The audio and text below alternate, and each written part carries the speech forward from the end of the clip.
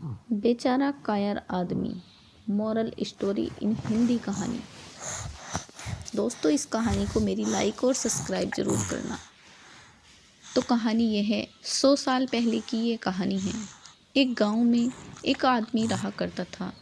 उसकी हरकतों और उसके स्वभाव के कारण गांव वालों ने उसे कायर का नाम दिया हुआ था। कोई भी व्यक्ति उसे उसके नाम से नहीं बल्कि कायर कह के ही बुलाता था।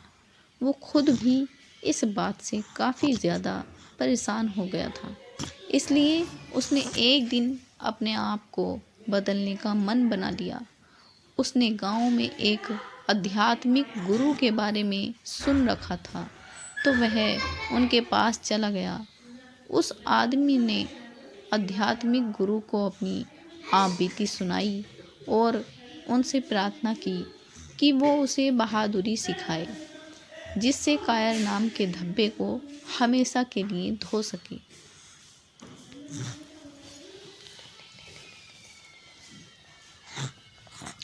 आध्यात्मिक गुरु ने उसकी सारी बात सुनी और उसे कहा कि मैं तुम्हारी मदद ज़रूर करूँगा और तुम्हें बहादुरी और निडरता दोनों ही सिखाऊंगा।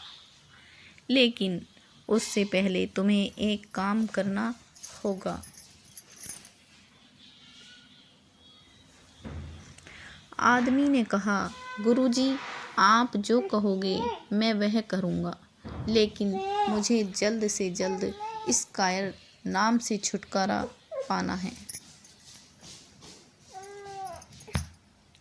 गुरुजी ने कहा, तुम्हें 1 महीने तक किसी और गांव जाकर रहना पड़ेगा और वहां पर आते जाते हर एक व्यक्ति जिससे तुम मिलोगे उसे ज़ोर ज़ोर से कहना पड़ेगा कि तुम कायर हो।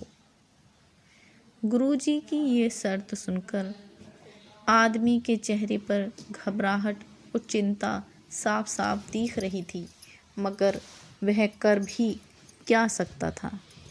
वह अपने घर चला गया।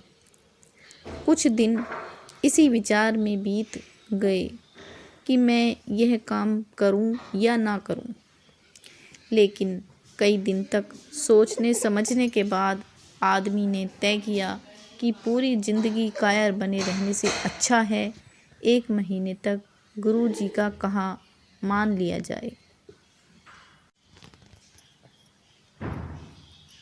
शुरू में उसे बहुत घबराहट होती, उसके मुंह से शब्द नहीं निकलते, वो थर थर काँपने लगता। लेकिन जैसे जैसे दिन बीतते गए उसके अंदर की घबराहट ख़त्म होने लगी, उसकी आवाज़ तेज होने लगी।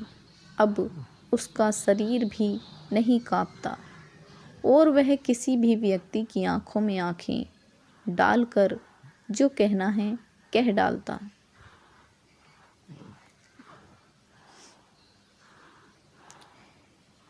एक महीना ख़त्म होने पर वह आदमी गुरुजी के पास वापस लौटा और उसने कहा, गुरुजी, मेरे अंदर की कायरता जा चुकी है।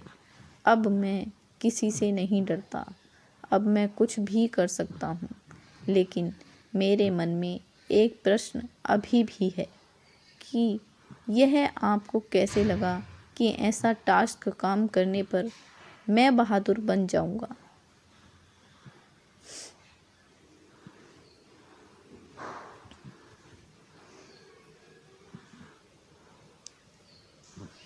गुरुजी ने उसे समझाया, व्यक्ति तभी बहादुर बनता है जब वो उन्हीं समस्याओं का डट कर सामना करता है जिनसे उसे सबसे ज़्यादा डर लगता है, और इसलिए यह काम ख़त्म करने पर तुम्हारी अंदर की कायरता भी जा चुकी है।